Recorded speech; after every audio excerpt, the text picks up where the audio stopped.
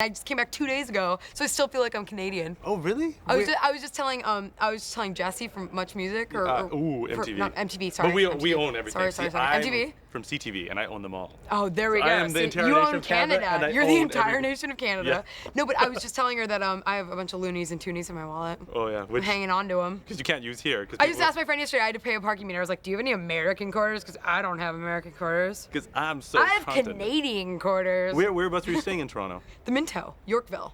Oh, that's where our Yorkville. studio is. The MTV building, the CTV building is right there. Really? Yeah. Oh my God. So when does this movie come out? I think next summer. Next summer. Yeah, spring or summer. Yeah. What's it called? The Rocker with Rainn Wilson. The Rocker. Okay. Yeah. Oh, cool. Yeah. We'll have to look out for that. Let's talk about this one. All right. How similar are you to your character in this film? Very. Oh, really? I'd say. Yeah. Very. I find that sense of humor quite hysterical, and I think I just kind of I hopefully am similar to her because I liked the way she was written and I connected to her a lot, so hopefully I'm. So I'm at the end of the movie, we don't want to ruin the ending, but I can't even ask that question. Don't ask. Well, I'll just ask this one. I won't tell. Yeah. I won't tell you anything in Entire We can't Nation ruin of the plot Canada. of Superbad. I won't do it, eh? Sorry? Sorry? Sorry? Like Sorry? that? Sorry? Sorry. What? Sorry? Sorry. You say sorry? No, how would I say that? Oh my God, I'm so sorry. Yeah. Where are you from, though? I'm from Vancouver. but I live Okay, in Toronto that's now. different than Toronto. Like, everyone I met in Toronto said sorry. Really? Yeah. But also, a lot of them were, like, from Calgary or something. So that might be different. You were hanging out with Calgary people in Toronto Yeah, because they were on the crew. They moved to Toronto. to be On movie crews in Toronto. That's so very A interesting. lot of them said sorry. Yeah. But I thought it was awesome. I kind of had a little bit of an accent when I came back, and then I was like, sorry. Really? Sorry. A boot? I adapt A boot? quickly to About? people with A boot? accents. Holly over here, my friend Holly over here is from New Jersey, and I'm always like, because when I'm around her, like I'm not from I'm from Arizona. So let me ask you this: there's lots of Canadians in this film. Martha, Seth, Michael. What's so funny about Canadians?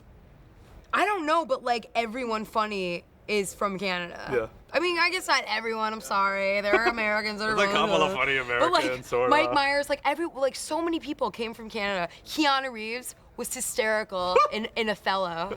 I'm just kidding. I'm just kidding. I'm joking. I'm joking. I think that's Hamlet. It was to be or not to be. That's no, Hamlet. it was awesome. No.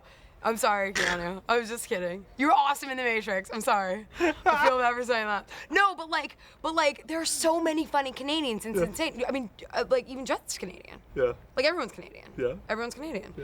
Yeah. I don't know what it is, but like, I worked with all Canadians on this, and then I went to Toronto just now, and I worked with all Canadians. It's like, funny group of people. You are a funny country. Thank you. You, my friend. You, the entire nation of Canada. Do you guys have like a teleprompter there? What's that? Well, hey, how have you been? I like the checkers on your The sleeves. House Bunny is The House Bunny is about of the summer. Yeah. Go see it August 22nd. Let's talk about the message in it, okay? Because first we start off with you guys are in your earth tones. We'll call it that. Earth okay? tone, that's perfect. Your earth I'm in tone navies shade. and grays, which are less Oh, earth tone. Yes. I mean, except for the night sky. More depressing. And would you like to interject? I mean, I would love to interject. I would love to just cut you off and then Please do. interrupt Go and give ahead. my answer instead. Go ahead. All right, so my whole thing is like in the beginning, you know, it's not that we're these like sad girls because Right. you know it's so Nobody likes awful, us. nobody, whatever. It's like, you know, at least my character truly does not want to lose the sorority house and knows what has to happen to save it, and they need to get more members and become a little bit more popular and be able to meet people. Anna, her only way of really expressing her self-confidence, and the biggest way in her mind, is to dress up and be girly and over the top. And so she does that to us with the best of intentions. Right. But it's about a balance. It's if you don't care enough to put any effort at all into your appearance, it kind of is a reflection of what's happening inside, I think, in a sense. You know, you can walk around, and if you feel great in that, but they don't. Yeah. You know, they don't feel confident. They don't feel outgoing, and so finding that balance in between it's really less about how you look. It's more about, you know, how you're feeling on the inside and feeling like expressing yourself to the world on the outside. You I explain think. that so much better than me. I know. I'm so glad I interjected. I think How much did you know about your friendly neighborhood web slinger when you were little? I saw the Sam Raimi trilogy when I was a teenager, and I read nothing about Spider-Man. I didn't read the comic books. I knew like erasers and backpacks and folders and things like that. For sure. That was about the extent. And then when I auditioned for it, I learned the story of Gwen Stacy, which is, fantastic and horrific and just great. So I was quickly sucked into the Marvel universe. Definitely. Yeah. And Andrew is incredible. He just brings a whole new feeling to the superhero. Yes. When you guys first connected, was there instant chemistry? Because on screen, it's perfection. Oh, great. I'm so glad. Yeah, I mean, at the audition, it was definitely, it was so nice. It was so amazing to get to act with him just because he is so brilliant. And we kind of got to do some improv and find our rapport and, find that awkwardness. And so it was really great to get to work with him. It was wonderful. I did train with Andrew's trainer during it because they let me use his personal trainer. So I got in shape for the first time in my life, which was pretty fun and hard and kind of awful. But you always look good. Oh, thanks. You always look great. That's very yeah. nice. Thanks. You do. Most actors get to play one great character, but not revisit it again. What was that like for you to step into her shoes again? Yeah, it was wonderful. I was really excited about this second movie especially, just because I knew kind of where the Gwen story was going, and it had never been told on screen before, and it's such an important part of the comic books, so I was looking forward to it. And off the record, we won't air this because we don't want to spoil it, but it was so sad when you died. Oh, I was kind of hoping that, we could keep you going. I know. Me too. They were like, get out of here, Stone. We're over your shtick. Your antics have grown thin. We all have a really good time. Like working with Mark again and working with the producers and Andrew and everybody. It's just so nice because usually on movies you fly away somewhere and then you meet all these people and you grow really attached to them and then they're like, bye forever. We live somewhere else and we have a life outside of you. And you're like, wait. And understand it was anywhere from 8 to 10-minute takes. Like, what kind of pressure is that for you, and how does that influence your performances when you're going in? We've kind of been talking about this a little bit today. The pressure is much greater when you're barely in the scene, or when you come in at the end, and you know that you can screw up someone else's great scene, which I had a big experience with that. I think we all did probably at a point, but it was the process was really exciting, and you're relying on each other in a way that you maybe don't in a traditional kind of movie making. What's the word I'm looking for? Experience. Hey guys, well, congratulations on one of the most epic. It's such an amazing color. Sorry. Thank you. Keep talking. It's beautiful. That's girl love. Thank you. Beautiful. I like love that. it. Yeah. I respect it. I wish my hair could look like that It could. in my dreams. Come to Canada. We Okay. got good hairstylists up there. Boom. So Emma, I have to ask about you and Ryan's chemistry. You guys have this undeniable chemistry on screen. Why is that? I can't tell you. I It's don't just know. a secret. I wish there was like an easy answer for that, but it's just like he's just great to work with and easy to work with. Speaking of easy answer, he's easy to work with, and it's just It's so great. just that. Yeah. Well, watching you guys on screen is undeniable. So you're walking down the street in LA, you bust out into song. What song do you sing? Well, I think you'd be arrested for public intoxication. If you're walking down the street and you burst out into a big song. You're telling a personal story now? Yeah, I guess I know from multiple times experience. Maybe I like to sing in the street. Maybe it's not acceptable socially. The fact that this happened 40 years ago and there's still so much relevance to everything that Billie Jean King was fighting for is amazing and also kind of scary, sucks. right? I'm It's like, amazing we and shouldn't it be sucks. talking about this again, but yet we are.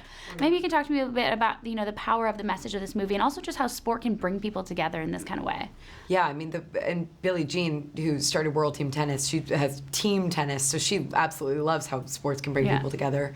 Even though tennis is kind of an individual, very difficult solo sport, I learned quickly. It's like, oh, you're with you and you. It's a very interesting sport, but yeah, I think in terms of the message of this movie, this is just a true story. This is just a historical event, so it's like it's been interesting to talk about because the relevancy of it is wonderful, that it still resonates with people on such a deep level, but it's also pretty disheartening to know that so much of this is still applicable Yeah. to things that we're dealing with today. You guys are all impressive on the court as tennis players, and then I find out that you kind of had to start from ground zero as far as tennis playing goes. Yeah. And you put on something like 15 pounds of muscle for this movie. Yeah. Like, that's not easy. It was awesome. It was so much fun to get to do. It was, I've never had that kind of a relationship to my body. I've never played anyone who had this sort of, you know, who was a machine in that way. So it was a really exciting thing to get to learn. The tennis was, damn, it's hard. Okay, as long as my bladder's not full, I'm good. Pee came up. Yes, pee always. I've just been bringing up a lot of bodily functions in the interviews. You guys had to film in corsets the whole time. Was it fun, or by the end were you just like, okay, sweatpants, please? It was fun. I did say at the end, I will never again complain about any costumes in anything ever, because as long as I can breathe, it's fine. But your body does adjust. So near the end, I was kind of like, oh, whatever, it's a corset. Yeah. Like, you do get used to it. But it is wildly uncomfortable. And the costumes are so beautiful, and they're totally period accurate. So it means all these women were dressed like this all the time. Like every day. Yeah, and I really also don't understand how were they getting into them? Because you need to rely on other people to, like, lace you in for 20 minutes a day. Teamwork. Yeah. But even when you're like a chambermaid, someone needs to lace you in, and you have to lace them. Like, why? I mean, 20 minutes of your day, every day, just to not We're be able so to lucky breathe. that we just throw on like a t-shirt and jeans. Right? Yeah. And no corsets. No. I don't even know how you pee in a corset. Corsets. That's actually an easy part. Oh, okay. That's fine. You can pee. Because it stops here. No breathing, just peeing. Exactly. So nice to see It you. totally is happening. I was thrilled when Yorgos asked me to be a producer, but honestly, I think he was just trying to put a title on what I was already doing, which was just annoying the hell out of him day in and day out, constantly around the clock for years. I mean, we talked about this at the end of The Favorite in 2017. We didn't make it till the end of 2021, so it was, you know, a long process of poor things coming into creation. And I was relentless about, like, send me the books of production design. What are we doing? What's going on with the costumes? I mean, constantly.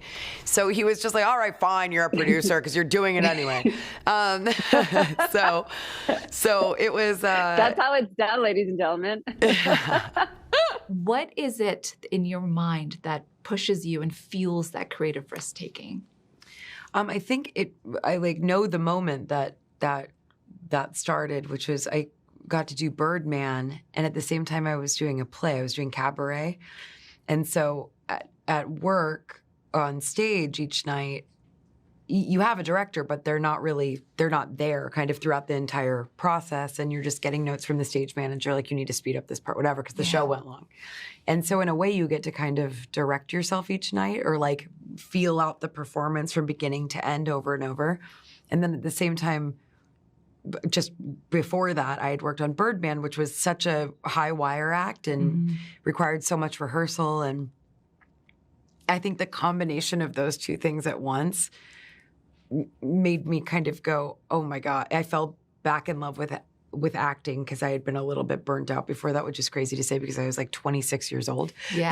But I kind of was, and I fell back in love with it. And there was something that just made me go, if I get to make a choice, if I get to choose, then I want it to feel this level of walking a tightrope and swinging for the fences, and so that I think has been like a real guiding. It's light. addicting. Seems like it it's is addicting. kind of. And between you two, I feel like you've had so many hairstyles. Is this like a competition between you who can pull off a shaved head better? Yes, we've been in this competition for a long time. You may have inspired me, although I'm so attached to it. physically attached to my hair, but you don't ever know. One day.